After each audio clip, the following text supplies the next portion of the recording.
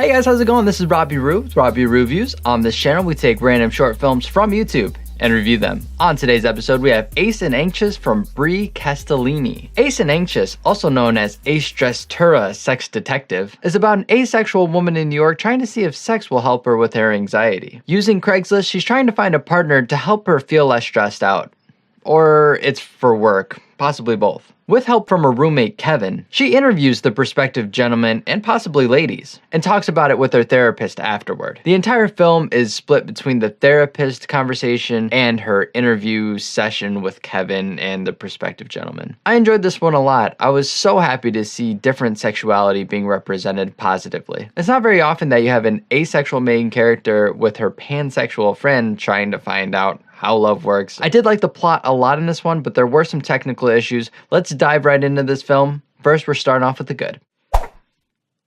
So first, we're starting off with the story and plot. I was really happy to see different sexualities represented in this film. The best part about this, even though it's a comedic take on asexuality, they never make fun of asexual people. It's more poking fun at the main character and some of her struggles. It's not making fun of the sexuality, which is very nice, and it doesn't generalize, which is a great thing. My favorite scene in the entire film is the masturbating scene. It was just great because we have a good feel of our main character at this point, and watching her struggle was so interesting. I loved the top-down view. It was really fantastic. It was very well directed, and it gives us more insight into our character and how she feels so anxious, and an example of why she's so anxious. This is a 13-14 minute film, and they did a lot of character building, which is very important to have. This main character feels like a person I would meet in real life, which is always a plus for a film, to have somebody who feels very grounded, very real, like they live in a story outside of the film. When you have that much characterization in your film,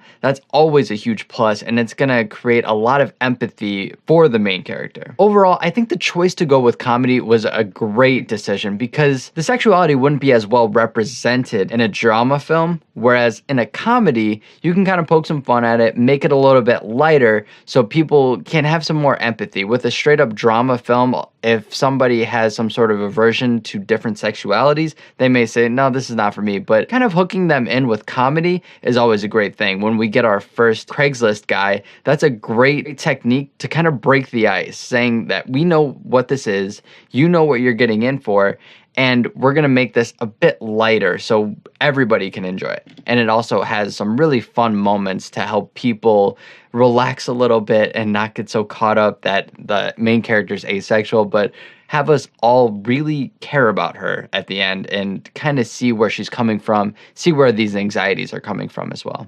And honestly, I could definitely see this being a mainstream rom-com in the future.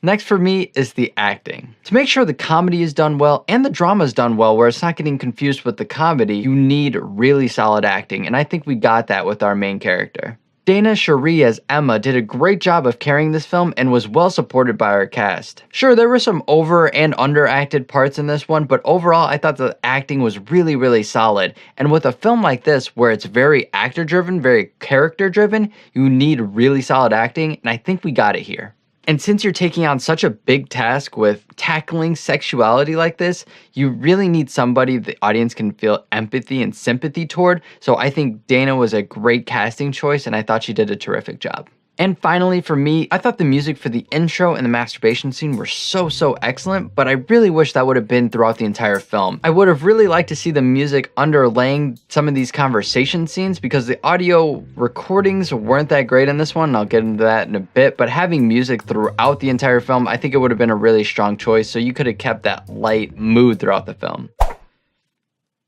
Alright guys, now we're on to the not so good. First and foremost, I want to talk cinematography. Now I'm not saying it was bad, it was solid throughout, but I felt there could have been some more creativity with the camera. It's like when we get this sort of sliding shot on the table, there were just some weird framing decisions, including a lot of the shots of the knees just felt odd to me. They weren't very well lit, and it was just like an awkward angle, I think. But overall, I could see some of the attempts with cinematography. I just wish that they were less of your standard conversation shots, which was mostly what we were getting here. There was a lot of conversation going on, or the script could have allowed some more room for the camera to be more flexible. So for example, with the therapist scene, maybe our main character is moving around a lot, and then the therapist finally gets her to calm down, sit down when she starts talking about a roommate or something like that. Really tell the story through blocking. I think that could have been really strong. Additionally, the camera and lenses that they used had everything in focus. So when we're looking at our main character, we can clearly see right behind her this sharp in focus building. Now that has creative merit on its own, but I don't think it really fit for the style of this film. Now, one of my favorite scenes, like I said, the masturbation scene, that top-down angle was fantastic. So I'm not saying the cinematography was bad by any means, but I really think there were some moments to use some really creative camera techniques that would really help tell the story further using the medium of filmmaking. Next for me is the editing. Now, it looked like they had a really tough job with this one, so I give a lot of credit to the editor, but overall, there were a lot of issues. The pacing and everything and the cuts were fine, but there were a ton of audio miscues here. You had hissing from the microphone. Some scenes had the audio completely out of the film. I'm not sure if you guys had a deadline or something that you had to get to, but delivering that for a final project is a huge no-no. Like, you have to have something there. Even if it's bad audio, you have to put it in there. Having it completely cut out is extremely jarring and can really take people out of your film. So I'm harping on editing a lot, but overall I thought that the pace of everything was fine. It was just a lot of audio miscues here.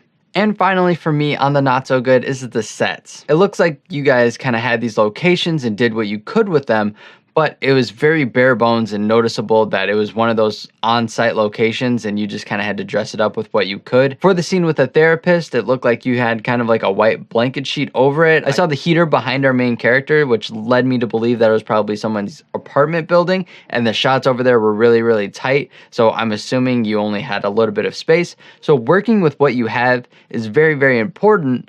But sometimes it's really needed for you to put in the work on the set design. It can really take people out of the film and kind of looking around saying, this doesn't feel like a therapist's office or whatever. Simple set dressing can do so much for your film. And I know it's completely hard, like going to a location and trying to make it look like it's a used actual location is tough. So in the end, you guys used what you had, you got these locations, and you shot the darn thing. That's all that matters at the end of the day. However, for next time, I would just recommend taking a look at set design. And for a lot of us, we end up on these locations and we're like, oh, this is great. We have a location. Let's just start shooting. However, it's very, very important. And one of the most overlooked factors in short films is the set design, because it can tell so much of your story without you having to throw exposition at people, having them being rewarded for looking around the frame.